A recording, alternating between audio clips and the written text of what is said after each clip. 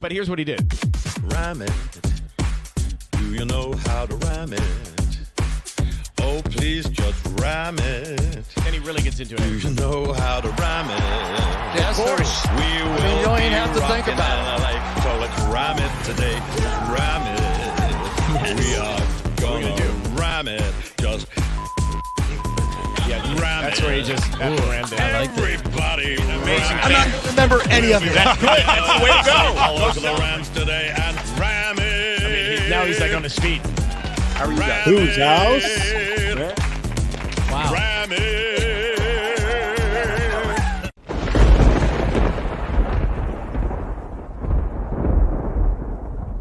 Oh, what's up, everybody? Welcome back to Rams Brothers, the pod. I'm your host, Dean, and I'm joined by the other host of this show, Nick, my brother. How are you, sir? Oh, I'm great.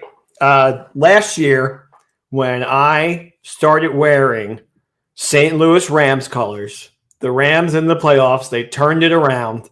It's true. And I needed the ghost of Jeff Fisher to summon his defense, and the defense came up big in those games. So I tried to wear it today to bring back some of that good juju. I don't know how Jeff Fisher to you in your head is good juju, but whenever you started wearing the Steven Jackson jersey. I remember in the beginning of December, and they won, 5 games in a row from there, 6 games in a row. Yeah. So whatever kind of juju that you need to instill into the podcast, or whatever you feel like you need to switch gears, I will accept. Whatever you feel like you got to do to get us back on the train, back on the winning train, get a couple of wins in our back pocket. Hopefully we get a little bit more comfortable with how the season's unfolding. I'm all on board. I'm wearing the same shirt that I wore to the Super Bowl. So There you go. we got the same thing going on a little bit. We are hungry like a wolf for a Rams W, and some good Rams football, which has been lacking all year. Even the wins have not been good. So Who sings Hungry by the Wolf? Is it Duran Duran? I think it's Paul Giamatti. not big Hungry! Paul Giamatti. Oh, Nick, you want to take us into the ad read before we jump into the episode? Absolutely. Sure. Do it. Then you know what it is? It's Bet Online. Basketball's back, and Bet Online remains your number one source for all your sports betting needs this season. You'll find the latest odds, team matchup info, player news, and game trends at Bet Online. And as your continued source for all sports wagering information, BetOnline features live betting, free contests, and giveaways all season long. Always the fastest, always the easiest. Bet all your favorite sports and events, whether that's NFL, NBA, NHL, MMA, tennis, boxing, or even golf. Head to betonline.ag to join and receive your 50% welcome bonus with your first deposit. Make sure you use the promo code BLEAV to receive your rewards. BetOnline, where the game starts. Love it. Oh, I don't think that was a 10 out of 10 ad read. Yeah. BetOnline may have to hire you full time. I think I should do voiceover work. I have a boyish charm in my voice that most people don't have. Sounds more to me like angry adult. I don't know about boyish charm. Are we too excited to record this episode right now? Is it because the Bucs are coming off of a 27-22 loss to the Baltimore Ravens? Why in the world are we in a good mood, Nick? Well, and people were actually giving me flack this week because I was so uppity Monday. And people were like, it was a Rams loss against the 49ers. What are you doing? And I don't know. I'm not ready to sell. I'm going to hold on to my stock until it plummets like every NFT I own. I don't own any NFTs. But I don't know. I'm just not ready. There's too much talent. Do you have anywhere in this script about McVay retiring?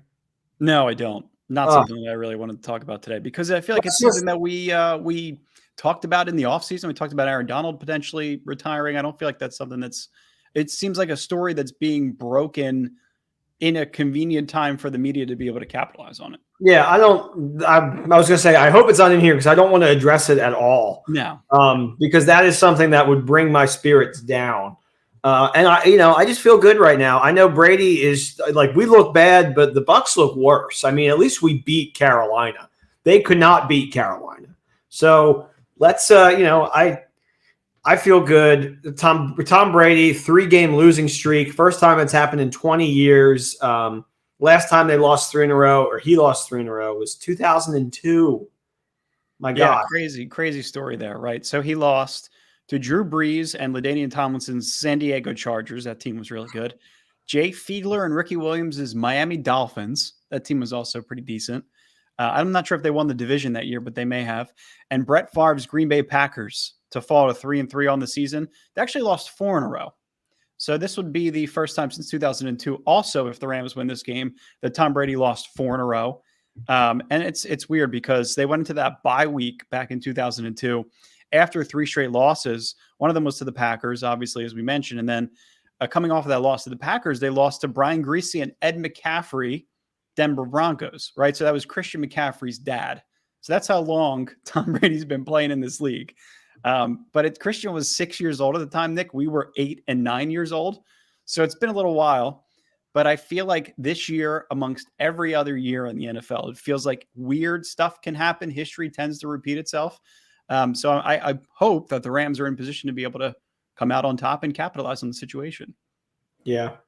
And just to sprinkle some, like a little more hope onto our sad listeners, Sean McVay, 3-1 against the Bucs in his career. The only loss came in 2019 when Jameis Winston threw for like 500 yards, and I'm pretty sure Goff also threw for like 500. Rams are 8-1 against the Bucs, dating all the way back to 2012. So franchise we've recently had success against. This is like our 49ers. You know, I guess the Seahawks are kind of like our 49ers, but like how the 49ers kind of have a thumb down on us. We seem to be, no matter what, taking care of business against this Bucs team, regular season or postseason. So, you know, and I think we're catching them at a good time. I think we're catching them at a really good time. I don't think anything is as dramatic as the comparison to us versus the 49ers, just because obviously it's in division. There have been so many losses as of recent, but over the last 10 years, yeah, you're right. We're 8-1 against this team. And I feel like they're in such an interesting position right now because as bad as they've been offensively, they still are led by Tom Brady. They're still led by a decent head coach in Tom Bowles and an offensive coordinator in Byron Leftwich that I very much believe in. And they're still somehow 1 game back in that division, which is just almost unbelievable. When you're 3-5, you feel like you should be at least 2 games back in the division in week 8. But the offense, Nick, absolutely no balance. Like you talk about the Rams' offense having no balance. They're very similar to ours. And the fact that they're 32nd overall in terms of their run game, which is just behind the Rams, I always like want to kind of stop myself when I'm talking about Tom Brady, because it always feels like whenever you're counting him out, whenever you feel like he can't play any longer, you feel like he's getting too old, you're telling your friends Tom Brady's getting worse. That's when he steps up to the plate, right? When you count him out is when Tom Brady does his thing. But he ranks 17th in total QBR, 25th in completion percentage above expected, and 23rd in lowest off-target throw rate, according to ESPN Stats and Information Group. So that to me tells me that he's performing like a below average quarterback. But what are those other factors, right? Is it the run game? Is it the offensive line? Is it his weapons? Is it his skill players? Right? So it's kind of all of the above. And it's a situation that us Rams fans are very, very accustomed to hearing about.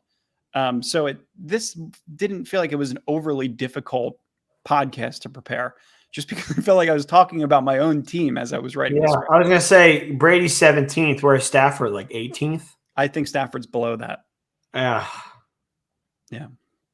I mean, like you talk about the Rams throwing at an astonishingly high rate. Like this team, 68.4% of plays they're throwing on right now, which I believe is really just maybe 2 or 3 percentage points higher than the Rams. I think the Rams are somewhere around 64, 65%.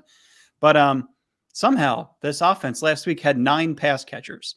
Like a bulk of their load is always going to come from guys like Mike Evans and Chris Godwin, and then a combination of pass catchers out of the backfield like Leonard Fournette and Ronald White. But then it's Julio Jones and it's Cade Otton, who, by the way, looks exactly like a young Tom Brady. I'm going to have to bring up a picture. Scotty Miller, Brashard Perryman, Ko Kieft, and Kyle Rudolph, who's on his last leg, potentially in the last year of his career. Like there's a severe drop-off in terms of skill players and talent. After you get past Evans, Godwin, and Julio, they miss Gronk. Like, Nick, I remember one of your Rams predictions, I think in the offseason, was like the Rams are playing really well. Rams are 7-0. Gronk wants to come to Los Angeles. Like that would have been, the greatest situation ever. Now we're sitting in a position where we're playing Tom Brady's team in week 8, in a week where I thought Odell was going to be able to come back and play, come back to, like, this was my original prediction, was For you, it was like, okay, Gronk could come to Los Angeles. For me, it was like, maybe Odell comes back for this game in Raymond James Stadium against Tom Brady, a team that's currently 1-3 at home right now, like an opportunity to kind of right the ship and get back on track. So, yeah, and that is not the case. That OBJ is coming back and Rob Gronkowski is putting the horns on. no. I mean, that was off season looking for stuff to talk about. Wishful thinking, podcasting. Just right now, I don't know if we're even in the lead for OBJ signing. I like our defense against this throw-heavy team because it's going to force them to go after Ramsey, who was pissed last week. He dropped a huge interception. So I think there's a lot of good to look at. It feels like the Rams are looking at the man in the mirror this week and are playing a version of themselves. I mean, going into this, you have the 2021, 2022 Super Bowl winners. Yep. Or maybe 2020, 2021, whatever. Yep. Yeah. Like everybody had high hopes for a living on this team. So this game, it was just like a big circle. And now it's like a loser leaves town match because this is it's turning into potentially the team that loses this is like, oh God, like we're boned. I mean, 3-6 in that division. I feel like they still have, I think right now the Bucs have a 70% chance of making the playoffs. Yeah. That's assuming they win the division. Tom Brady just finds these crap divisions and just plants home. Like, I feel like we need this win more than them. Because if we lose, I think we're out. If they lose, the Chargers are going to beat the Falcons this week, right? Like, come on. I mean, you would hope so. I feel like we're in a really weird situation, and I feel like this is the way that the league is. What's the word? I mean, it's like the direction of the league right now. It's just so unbelievably unpredictable at this point. Like last year, we just tweeted out probably 2 hours ago, Kansas City Chiefs and the 49ers were both 3-4 and went to the NFC Championship and AFC Championship. Like this, I mean, this Bucs team could be a good example. I think they're like top 3 or top 4 in terms of odds to still win the Super Bowl. So they're just, I mean, it's an impossible team to count out. But like when you really dig into this team and you look at guys like a Mike Evans, like a Chris Godwin, like these are guys that are getting open in this offense. They're ranked 17th in average separation once the ball arrives, meaning that on average, they're pretty decent receiving core. They're getting open, they're making plays, and that is just the average of the entire receiving core. That doesn't take into consideration just Evans or just Chris Godwin's individual numbers. Those are probably higher than that. But they're not like Tom Brady's offense. You talked about like how to protect Jared Goff and how to make him look like a good quarterback. Belichick system, play action, a good run game, a great defense. Like that's how you win Super Bowls. Like it's very, very simple. It's obviously a little bit more complicated than that, but you're talking about mixed-skin play action with a quarterback who historically thrives when play action is being called. Brady's offenses are accustomed to that. And the strangest part about Byron Leftwich's play calling is the fact that that's not really mixed into the offense. He's 4th best in the league in terms of QBR when it comes to play action. And it's probably, I would say he's in the top 3 all time in terms of quarterbacks when they're using play action. So it feels like there's a big, huge. He's going to be top 3 all time in a lot of categories. Yeah, you're right. It just feels like there's a lot missing. That's just in the passing game. And that's what they're running a majority of the time. They're missing elements within their passing game alongside of the defensive issues, alongside of the running game issues, alongside of special teams, right? So that's where I feel like we're in a much better position. And it doesn't help, Nick, when your offense simply can't run the football. Like we're seeing it with the Rams right now and the whole Cam Akers saga, which we'll eventually talk about. But they're dead. This team is dead last in rushing attempts, and they're number 1 in passing attempts. Yeah, I mean, it's very easy to prepare for. It's why a team like Carolina that has those defensive bones in them and like has like, the strong defenders that can stop the run, they know exactly what to prep for. It's why like a team with less skilled players can come in and beat a contending Bucs team because it's very predictable. And that's, I mean, just exactly like you were saying, it was always with Goff to be good. He always needed that solid run game with Gurley. And last year we saw a little bit of hocus pocus with Stafford and kind of the running back by committee with Henderson and Sony that was like just good enough to get us there. Yeah. And then sometimes that works and sometimes it doesn't. And this year, when the committee has turned into undrafted players and Malcolm Brown back, you really be like, oh my God, we have nothing to work with. And that's why, these Rams are predictable. It's 5-yard plays. It's very easy to see when the screen is coming. I just ordered you a Ronnie Rivers jersey. Do you not want it? No, I would wear it. I need a new jersey. I want to wait until we get those yellow jerseys next year. Yeah, he knows something. I always felt like you did know a little something about these yellow jerseys because you had a connection to somebody that worked with the Rams that was like big on it, right? Yeah. Well, he said when he was hired, like before the rebrand, they showed them like a pitch deck of what it was going to look like. And the yellow was in that original pitch deck. But then this year they scrapped it. So I'm thinking maybe they're reworking it, but I still think yellow. I mean, nobody else has just a straight yellow. I think that would just look so cool. I do too. I would agree. It doesn't look cool though if your offense can't run the ball. I mean, it looked really cool against the Chiefs on Monday night in 2018, and then it looked horrendous on Monday night against the Ravens in 2019. There was a game actually before that. I think it was in 2015 or 2016 where they played the 49ers. Maybe it was back to 2014. I think it was the debut. It was the ketchup and mustard game.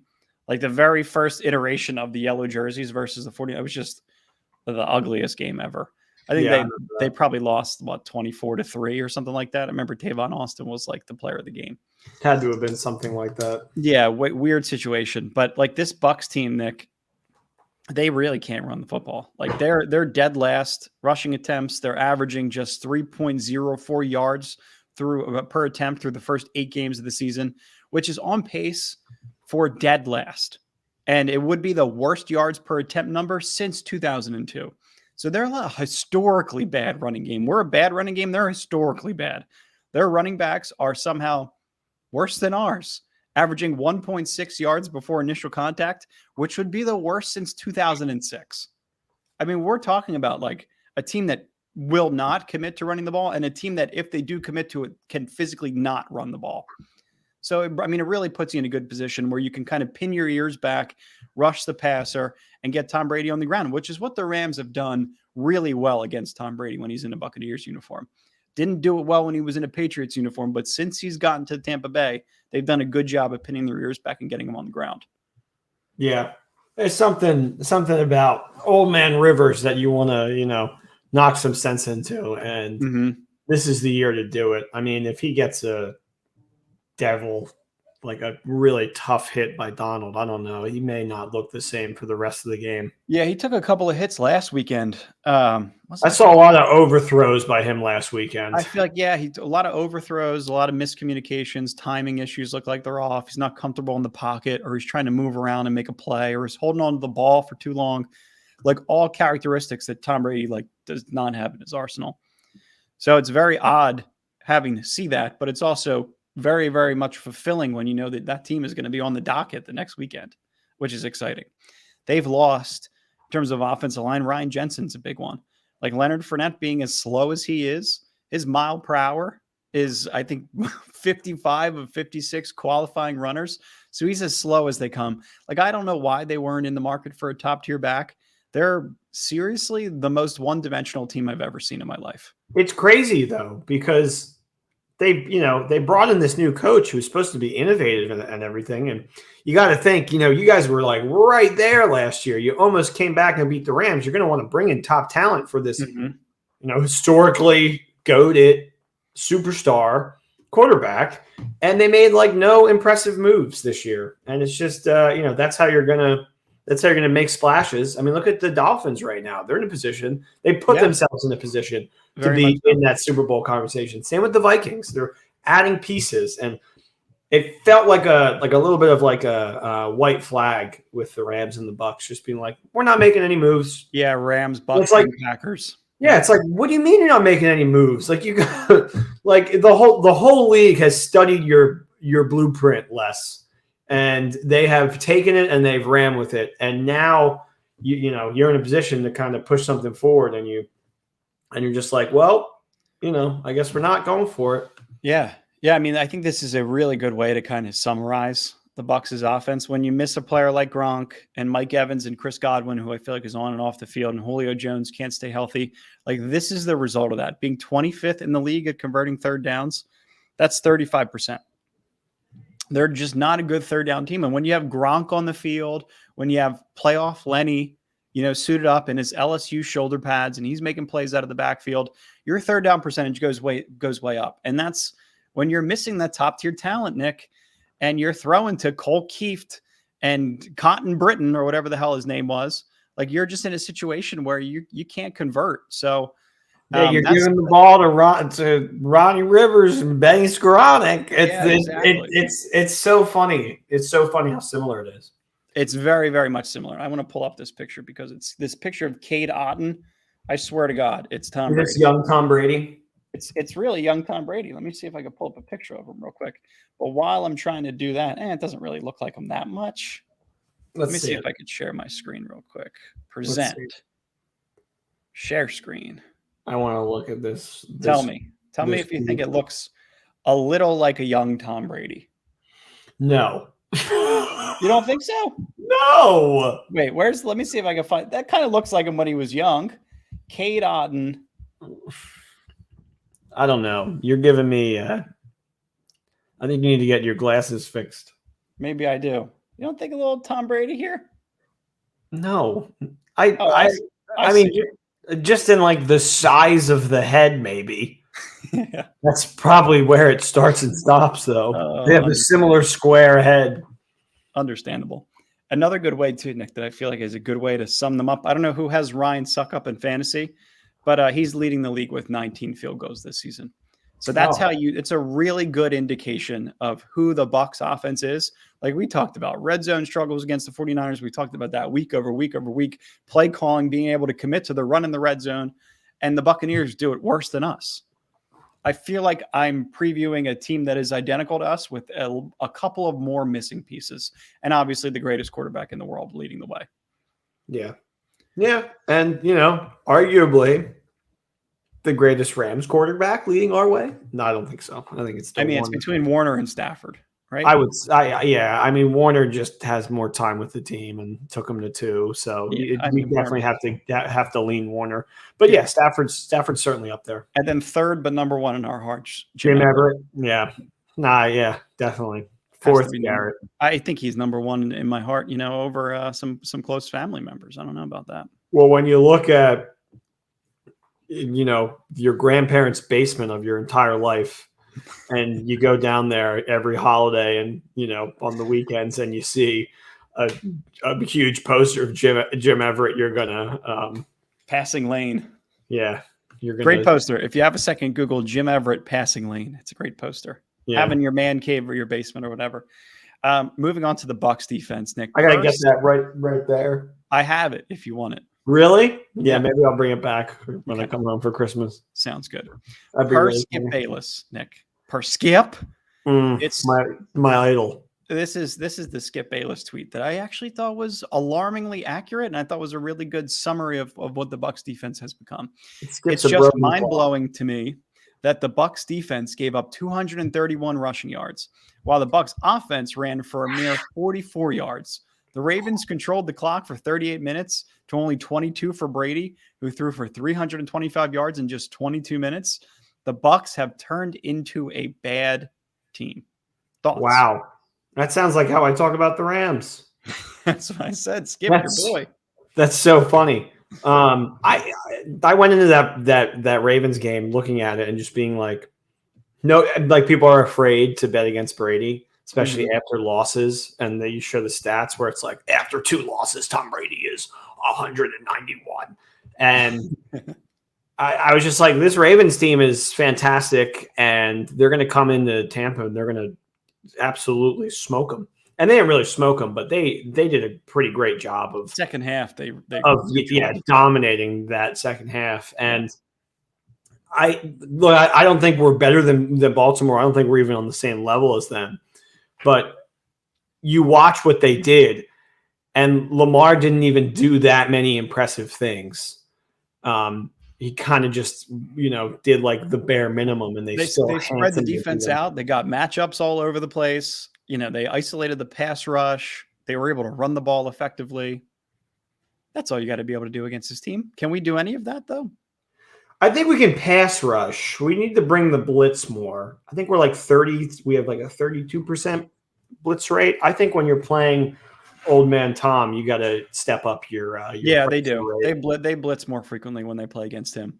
Yeah. But I don't know, when I was watching that Ravens game, I don't know how you felt, but I felt like I had a really tough time evaluating the defense because of what Skip Bayless alluded on, right? Specifically because of how the offense performed.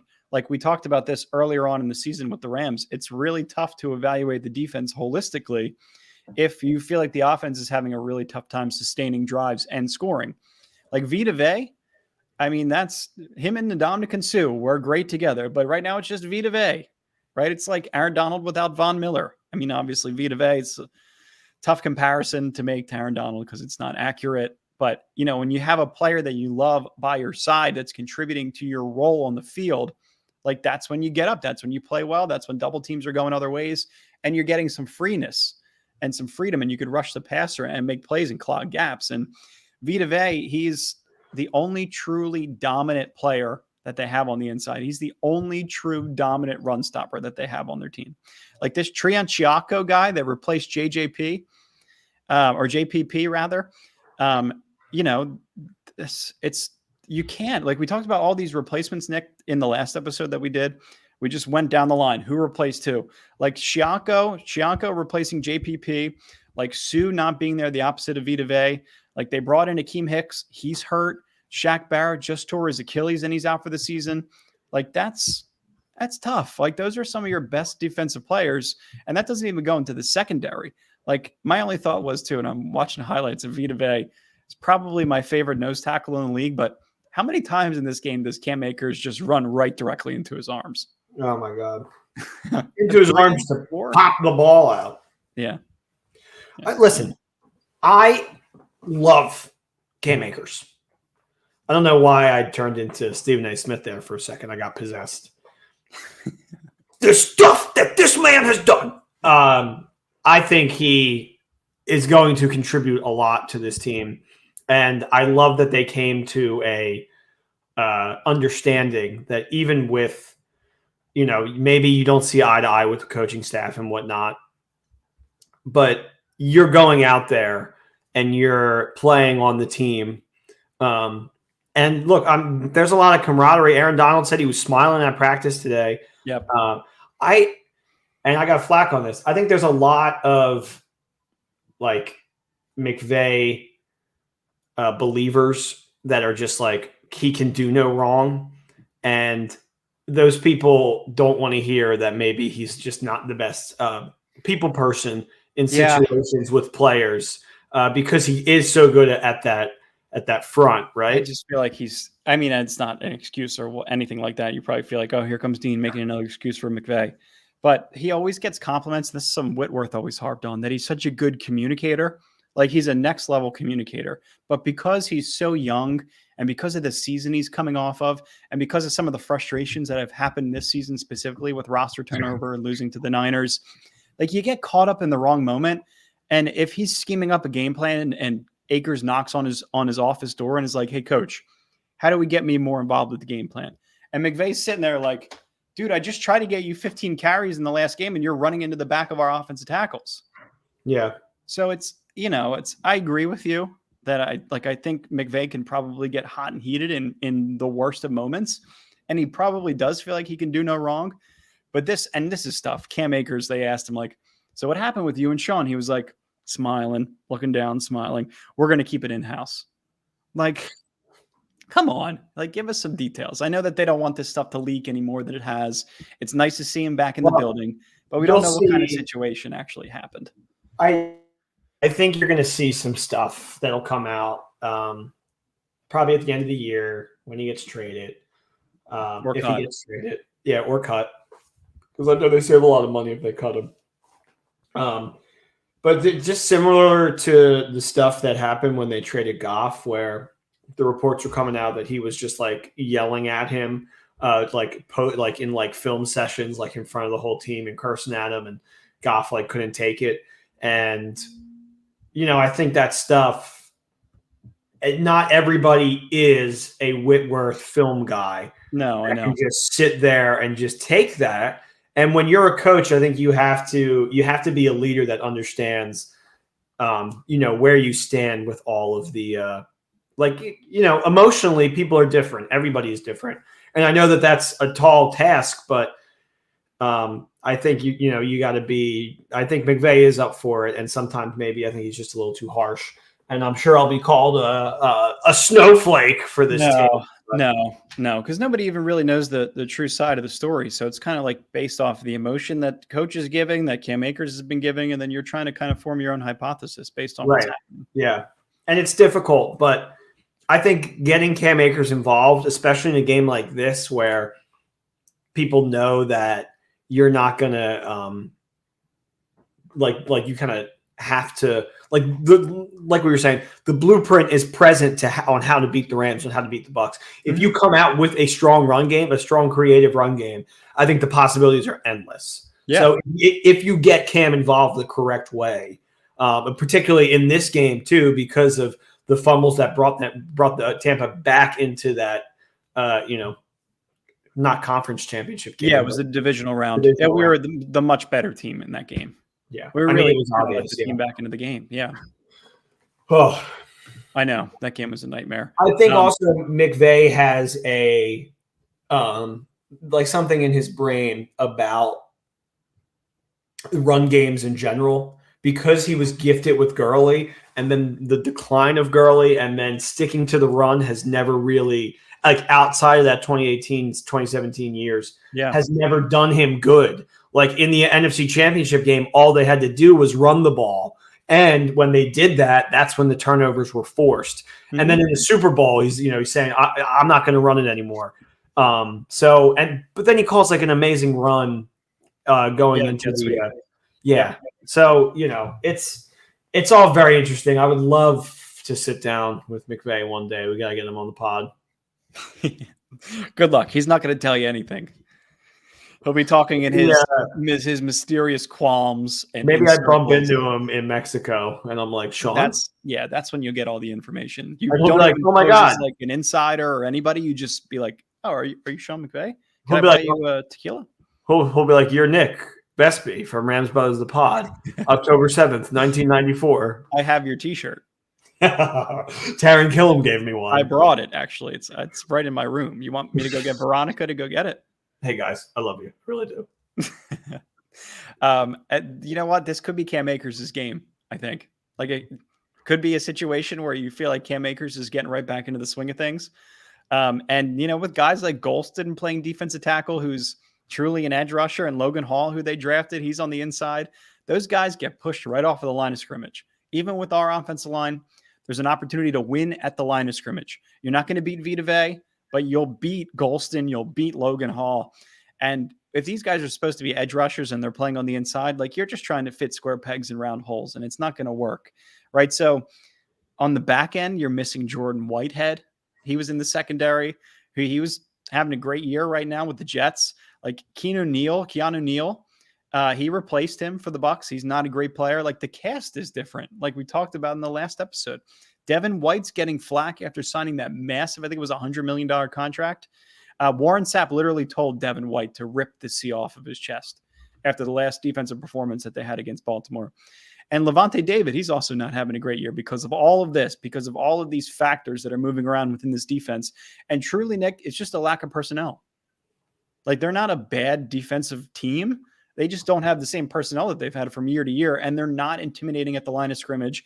And the guys they have on the corners and their safeties, like these guys are not great players. Like it's tough to win football games that way. Yeah. And it's tough to win when, you're losing players weekly on injuries, which exactly. I mean, you lose Shaq Barrett to an Achilles injury in a game against the Ravens in week 8, and you feel like your season's going in the worst direction. And then, turn the other side of the ball. Look at the Ravens. They lose their top tight end, like the number one tight end in the league. And then their next man up just starts balling out. And sometimes when stuff happens like that, you're really just like, well, it's not our year. And it's easy to say that. And I'm hoping we can get Bucs fans to say that. Because I 4-4, you're scrappy. There's no telling what happens.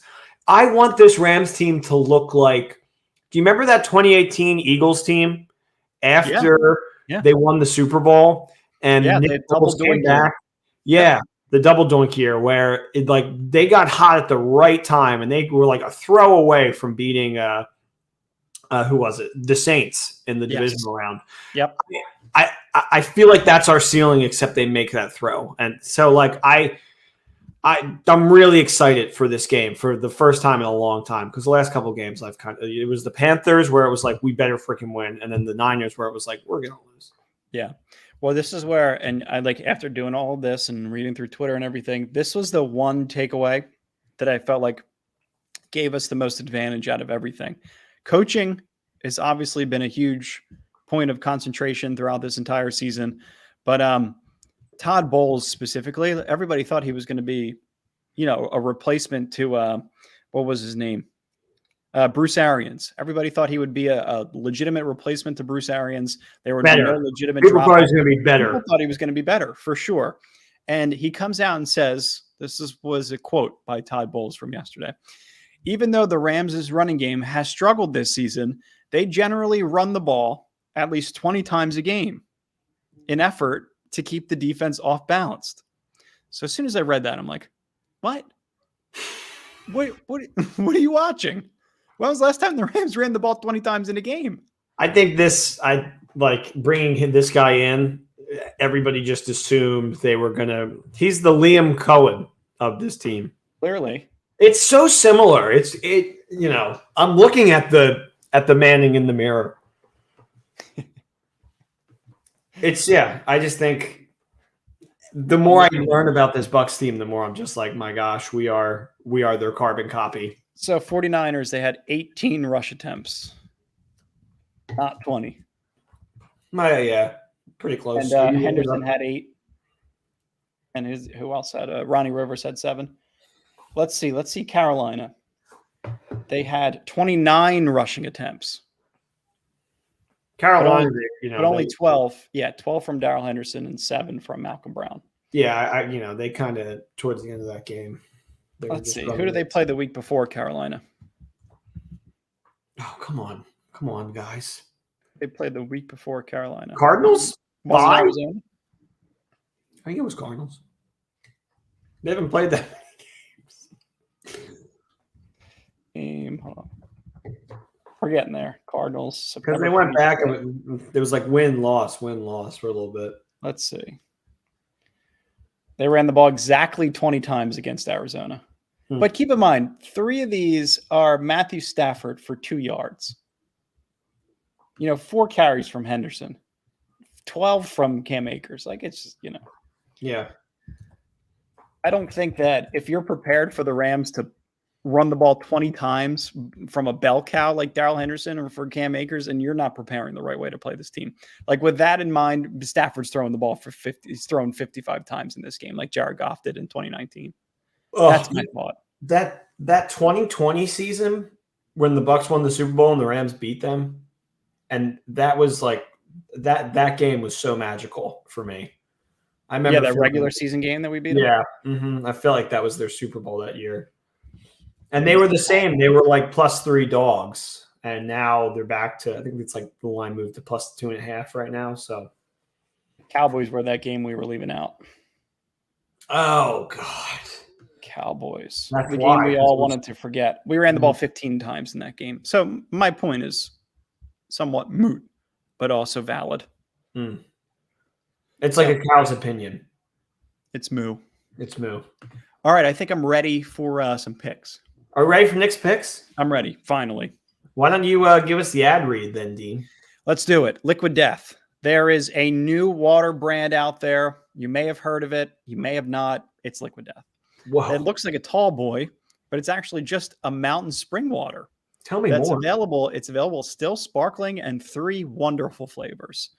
It's Liquid Death. Reminder, it's Liquid Death. There's something about drinking water out of a can. It's insanely refreshing. Fool your mother, your grandmother. Have them catch you drinking an ice cold can of Liquid Death while they assume it's just a beer you snuck out of the garage. But no, it's not a beer. It's a water. Go get Liquid Death at your local Whole Foods, Ralph's, Albertsons, Vons, or 7-Eleven, or find Liquid Death at a retailer near you with the store locator tool at www.liquiddeath.com/LAFB down here. And Nick is still better at doing all the ad reads than me. That's okay. I respect that you did it. Permanent ad reader, Nick. Nah. Moving on. Vote below. Yeah. Link below. Moving on. Let's do it. Moving on to Knicks Picks Week 9. Knicks Picks is in its 4th winning week in a row. Are you guys keeping up this year? I can't make this up. We're just killing the game, and we aims to keep it that way. I had an internal struggle this week, Dean, and I let that get into my work, the theme song being my work. And it's a reflection of how far we've come and where we stand on the season and where I ultimately stand. Dean, do you mind playing the theme song? Play the song? Sure.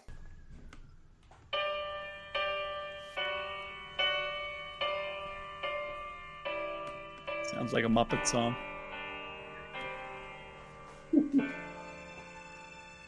Correct. I reflect on all my winnings, and I ask myself the question, what's the right direction to go? I don't know. Am I a ram or am I a gambler? Am I a gambler? If I'm a gambler, then I'm a very good gambler. Very good gambler. Am I a gambler? Gambler. Am I a ram? Am I a ram? If I'm a ram, that makes me a gambler of a ram. A gambler of a ram. How do you come up with this? Well, I'm at work and just letting, my music go on shuffle. And I'm like, oh, wow, this is a perfect song for Knicks Picks. I mean, if you're a fully grown adult and you have Man versus Muppet on your phone and your music, then you're one of us. Yeah, Because that one's for you. I think we both have it. Yeah. Showing our true colors. Hey, we're kids inside still. We like to stay young. I'm going to love the Muppets till the day I die. Yeah. Yeah, look to your left or your right. You got a man or a Muppet. You can never tell. Yeah, exactly. So, Dean, before we get started, your locks of the year are not doing too hot. So let's hear your lock of the week. What am I, 1 for 7? Yeah, and the one was a player prop. I don't think you're 1 for 7, but it is not good. Let me see. I'm looking through your picks right now. I know I like the Rams, but I took Rams money line last weekend and they lost. Yeah. I feel like I can't do that again. I like play the Raiders. I like Cardinals to cover against the Seahawks. Okay. Cardinals -2. Interesting. Let's see where that fits into my picks. Okay. So let's start us off with a 10 a.m. game. Vikings at Commanders. Knicks Picks owes a lot of its chutzpah this year to the Minnesota team. When the week's bets are at 2 wins and 2 losses, we can always count on Minnesota to win the last game, so we have another positive week.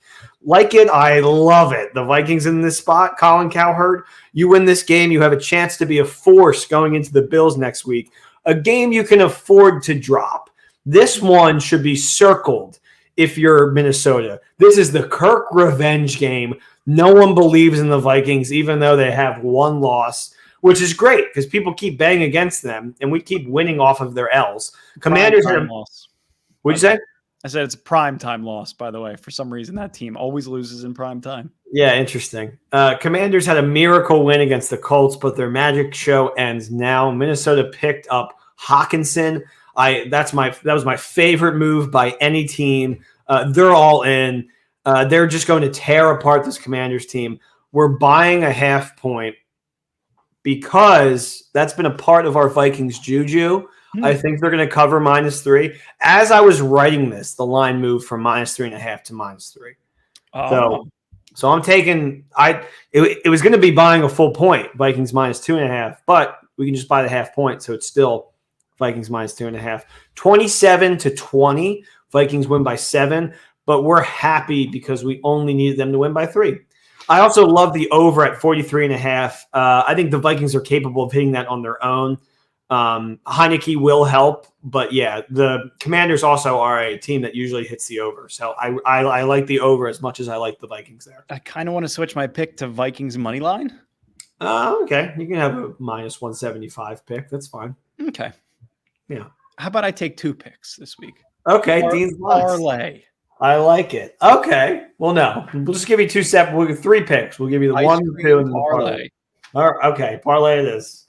And then we got Seahawks at Cardinals. I'm taking the Cardinals. I'm the only one who hasn't sold their stock on this team. Whatever. Everyone and their mother is taking the Seahawks because of the amazing story that is Geno Smith and Pete Carroll and this electric offense, and the defense is great and blah, blah, blah. But let's be real here. The Niners are going to win the division. It's unfortunate, but it's true. The Sea Chickens are going to get knocked down a few pegs, and who better than a divisional rival that is Arizona? Kyler and Hopkins, they've kind of been lighting up low-key, but they haven't entirely hit their stride. I think this is the game that brings the Seahawks back to planet Earth. It's going to happen soon, and we're going to be happy that we picked the right week where it happens. Give me Arizona at home, money line. I know it's sitting at minus 120. I don't want minus 2. I don't want to lose a game. Like, I don't want the Cardinals to win, and they win by 2, and it's a push. So I'm just taking minus 120, 31-19. Oh, yeah. Cardinals make it look easy. But once again, we're relaxed because all we needed was them just to win. Gene, you're going to bet against dark horse MVP, Geno Smith? Listen. Yeah. Yes. I am. As you should. I'm over them. It's been 7 weeks. They don't even have that grave a record. Like, it's not that impressive. Whatever. Yeah, a lot of football to be played, but I'm pretty impressed so far. Okay, good for you. And then the next one, this is actually my favorite bet of the week. We talked about it, Rams at Bucs. Look, I haven't been betting on the Rams because I don't believe in this team 100% yet, and it has been helping my picks quite a bit because the Rams have been a huge disappointment. But Tampa has yet to beat the Rams with Brady on the team. The Rams play up when they play in Tampa. They seem to be playing their best football when they go to Florida for whatever reason. And they will continue to put the hammer down on this weak Bucs team. Father Time has hit Brady like a knockout Mike Tyson punch. And I'm hoping Cam and the Rams can run and kick them when they're down. And it's time for the LA Rams to make some big boy plays and start to get hot. Like I said earlier, it's a loser leaves town match, as my idol Bill Simmons would say, which just makes me want to hammer the Rams because I don't think they're done yet this year. You lose this game, I think you see more stories about how McVay is going to retire when Donald does. And please, God, hold off on that one day longer. 24-18, Rams take the W. We get back to 500, and I feel confident in that one. Very much. No argument there for me. I'm going to bet that one, so Good. My heart's going to be on the line. Good So shit. run it back with extra thick straps. Vikings minus 2.5 over the Commanders. Over 43.5 in Vikings Commanders. Cardinals money line over Seattle. Rams over Bucs. And my quickie picky, Baltimore over New Orleans. I love Baltimore. I think they're great. Lamar is going to get that ring sometime soon. Maybe it's not this year. It could be. They're my dark horse AFC team. I think they take care of business in New Orleans. New Orleans doesn't know what they're doing. I like your quickie picky. Yeah. I would add that right into the mix of Yeah. the other 3, 4. I know you got the over in Commanders Vikings. Yeah. So it's always 4 and then 1 quick. But you know what? Like, honestly, if I think I would do better if I made it just like 3. But I like giving people 4. And you know what? We win. Like, we've been winning nonstop on Nick's picks this year. So I feel good with 5. Yeah, our record is better with Nick's picks than it is for the Rams. It's a quip, by the way, not a slope. This is the part of the show where when Dean says, you know what? I'm just going to parlay all Nick's picks. Is that the only quotable line from Shallow Hal? What about Shallow Hal's banana hands? Banana hands. Yeah, that's the other one. Demons be gone. Oh, that movie's so weird. That's what makes me. It's a quip. Quickie picky.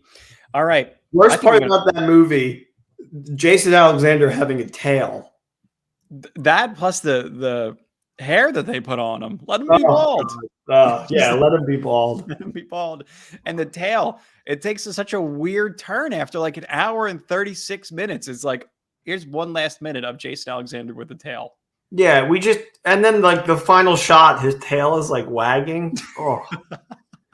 I remember being like, this movie shouldn't scare me, but when I was younger and I was watching, I'm like, I'm a little scared about with this tail thing. Oh, the toe. That's what the whole. Yeah. Did you see the toe? There's quotable lines in Shallow Hal. Is that he has all these issues with this model that has a big toe and he has a tail. Most unrealistic thing in that movie is the hot girl they paired Kyle Gass with. Constantly are all the hot girls that they get paired with. Well, Nick, I think I'm going to parlay all your picks. There you go. Can we hear the... Oh, yeah, it's our cue to shut the F up.